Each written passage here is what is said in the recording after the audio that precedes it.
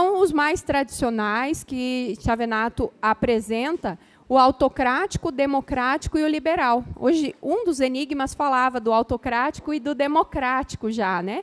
Então, vamos dar uma olhadinha na característica. O autocrático, apenas o líder fixa as diretrizes, sem qualquer participação do grupo. Então, é aquele perfil que não precisa consultar o grupo. Ele toma as decisões e comunica. Determina as providências e as técnicas para a execução das tarefas, uma por vez, né? E na medida que se torna necessário, de modo imprevisível para a equipe, né? Então, a equipe não acompanha antes o planejamento em relação àquelas decisões que foram tomadas. Ele determina qual tarefa cada um deve executar, ou não abre a possibilidade de você manifestar, olha, eu gostaria de assumir isso aqui, eu me sinto capacitado para tal tarefa, né? O líder já, olha, você vai fazer isso, você vai fazer aquilo, ele já dá essa, sem consultar, ele dá esse direcionamento. Ele é dominador. Ele é também, ao mesmo tempo que ele é dominador, ele é pessoal. E aí, quando eu digo pessoal, é no sentido literal, ele é pessoal tanto para dar elogios, quanto para tecer uma crítica. Né? O perfil, a característica do autocrático, ele vai ser pessoal nos elogios e nas críticas no ambiente de trabalho em relação a cada membro. Então, ele vem também com esse perfil.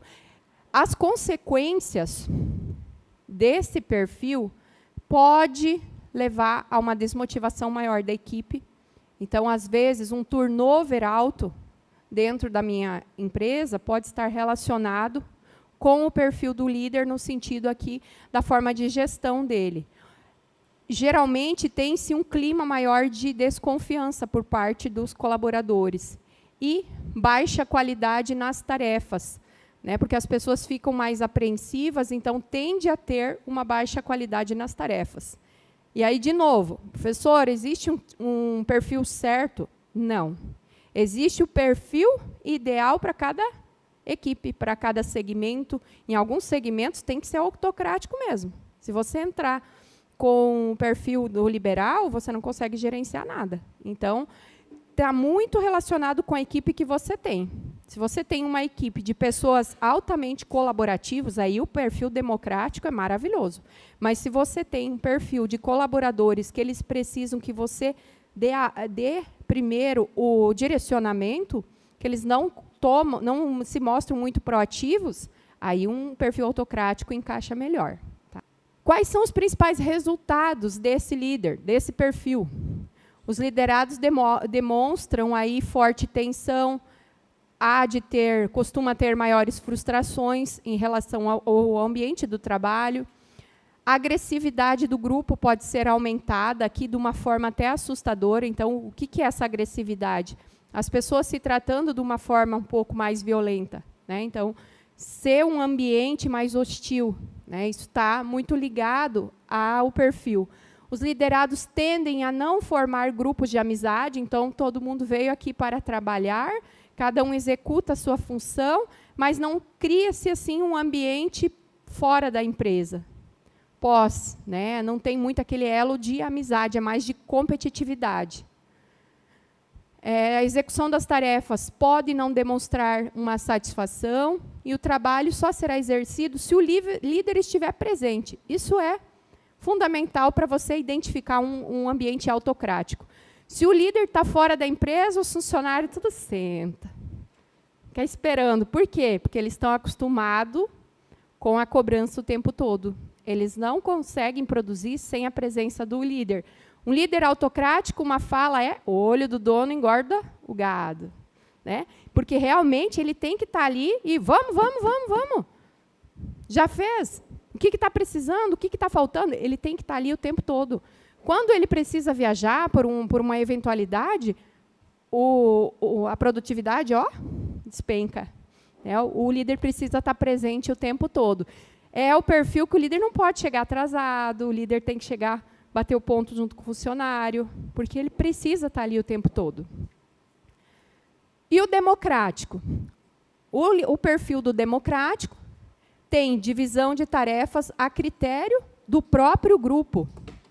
O democrático é aquele líder que fala, olha, ele apresenta o projeto, esse é o nosso projeto, ou nós vamos trabalhar nisso aqui. Quem se voluntaria para cada tarefa dessas? Hoje, a gente precisa resolver tal situação. Quem se voluntaria? Ele pergunta, e aí, dentro das aptidões de cada um fala, olha, eu gostaria de fazer a parte financeira, eu gostaria de fazer a parte de RH desse projeto, ou eu sou bom em compras. Posso ficar com a parte de compras? As pessoas se voluntariam e o líder coordena, né? Então, ele não determina quem vai trabalhar com quem. Ele abre essa oportunidade para que os membros escolham os seus companheiros ali entre o grupo. O líder procura ser um membro normal do grupo. Ele senta, ele faz junto. Na hora de dividir as tarefas, tem uma que é para ele. Ele não vai só passar todas, ele faz junto. Ele se coloca, por isso que também aquele vídeo do voo dos gansos é pertinente, é um revezamento de liderança. Ele fica nesse movimento do revezamento aqui. O líder aqui é objetivo e limita-se a fatos. As críticas ou elogios são com base em fatos. Aqui ele não personaliza. Então, diferente do autocrático, que vai falar exatamente o que ele pensa daquela, tanto o elogio quanto a crítica, vai ser algo pessoal, o líder democrático olha fatos. Para ele elogiar um colaborador, ele vai olhar o relatório. Então, assim, opa, se ele quer falar da produtividade do colaborador, ele não vai falar da produtividade porque ele viu a pessoa trabalhando, correndo aqui ou correndo ali. Não, ele vai olhar os números daquele colaborador. Ele vai olhar, opa, nossa, esse aqui, ó, mês passado vendia tanto, esse mês a meta de venda dele aumentou para tanto. Com base em fatos, ele vai chegar, qual é o seu nome? Sandra, e fazer um elogio público para a Sandra com base nos dados, nos fatos. Então, o democrático sempre vai falar de fatos. A mesma coisa se ele tiver que fazer uma crítica, que aí vai ser individual, vai chamar a Sandra na sala dela e vai trazer elementos. Ele não vai no achismo. Ou, eu ouvi conversas de corredor. Não, ele vai trazer, olha, Sandra, o que está acontecendo? Ele vai, provavelmente, quando ele chamar para essa conversa, ele vai ter lá uns 4 relatórios na mesa, comparando os últimos 4 meses. Olha, sua produtividade aqui era tanto, caiu para tanto, agora chegou nessa aqui, eu quero entender o que está acontecendo. Ou então, olha, erros, né, que todos nós cometemos. Você está errando muito, eu estou observando isso. Ele vem com fatos. Para ele ter essa conversa, ele vai apontar com fatos. Então, é diferente do autocrático, que, por exemplo, um supervisor, um colega, alguém da equipe, comenta e ele já cobra. Ele não vai primeiro olhar os fatos. O democrático já, opa, peraí. Toda história tem 2 lados. Eu tenho que minimamente conferir se isso aqui procede, né? Resultados da liderança democrática. É um líder que tem um bom relacionamento entre equipe e o líder. As pessoas gostam, são muito carismáticas. Formação de grupos de amizade e relacionamento. É o tipo do líder que se torna amigo. Aí eu ouvi aqui esqueci, não vou lembrar o nome de todo mundo, mas da Marzinho, né, dos postos Marzinho, olha, eu tenho funcionários que não é mais funcionário para ele, são amigos de 20 anos, né, estão lá, 30 anos, se torna família, né, isso é muito característico também, quando você olha para um democrático. Os liderados tendem a se mostrar mais responsáveis na execução do trabalho, porque eles participam das decisões. E sempre que você consegue envolver a equipe para participar do o que é o planejamento, onde a empresa quer chegar, quando ele está por dentro, ele se compromete mais. O trabalho pode ter um ritmo mais suave e mais seguro. Não é aquele clima de tanto medo, né, no ambiente de trabalho. Características da liberdade para as decisões de grupo, né, ou mesmo houve decisões individuais, ele oportuniza momentos de fala, participação do líder no debate, Apenas em situações necessárias, ele prefere que as respostas saiam do grupo, do time. Então, ele conduz para que o próprio time enxergue o que precisa ser feito. E caso não consiga, aí sim ele vai tomar partido. Mas ele fomenta que o time, que o grupo apresente quais são as melhores alternativas aí para sair daquele problema. Então, ele fica aqui como um suporte para a equipe. Outra característica, tanto na divisão das tarefas, eu até já tinha comentado esse, ou escolha de parceiros, fica totalmente a cargo do grupo, não faz nenhuma tentativa de avaliar ou de regular o curso dos acontecimentos, então, ele não vai manipular o processo. Ele deixa que aconteça da forma que tiver que acontecer, claro, dentro de riscos calculados. Mas, em termos de relacionamento aqui de pessoas, em gestão de equipes, ele não direciona, ele não gera manipulações aí para ter o resultado A ou B. Então, ele deixa que saia de dentro do grupo. Somente faz comentários irregulares sobre as atividades dos membros se perguntam. Então, olha o vídeo lá do policial. Quando foi perguntado o porquê que ele estava dando uma atenção especial para aquela nova policial que chegou no time, aí ele fala, né? Então, se for perguntado, ele tem as justificativas e aí ele vai apresentar, mas, se não, ele não vai falar, né, sem ser provocado. Resultados. O grupo pode ter uma atividade intensa, porém, sua produção tende a ser baixíssima. Às vezes, quando você dá liberdade demais, que foi uma coisa que apareceu aqui na resposta do jogo do Enigma de um time. Se você deixar muito solto, a produção é baixa.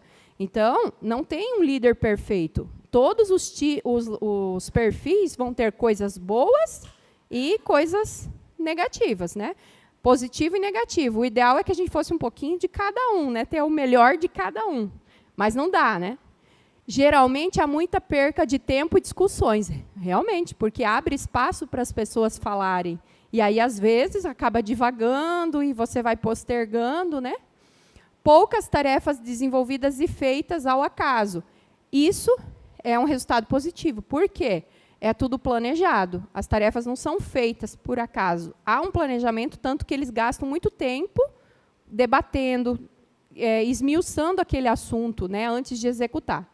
Pode-se notar no grupo um agressivo individualismo e pouquíssimo respeito em relação ao líder. Então, às vezes, você vai se deparar com isso. Quando você tem um líder muito democrático e a sua equipe é autocrática, o que elas vão achar do líder?